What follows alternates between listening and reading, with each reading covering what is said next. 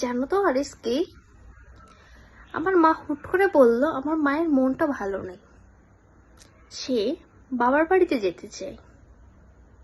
তাই শুনে আমার বাবাও বলল আমার বাবারও মনটা ভালো নেই, কারণ সে শ্বশুর বাড়িতে যেতে চায়।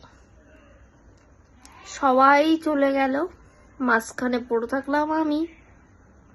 কি আর করার, আমারও মনটা খারাপ হয়ে গেল। আমি বললাম মা গেল বাবার বাড়ি, বাবা গেল শ্বশুর বাড়ি, আমি বসে কি করব, আমি চলে যাই আমার মামার বাড়ি।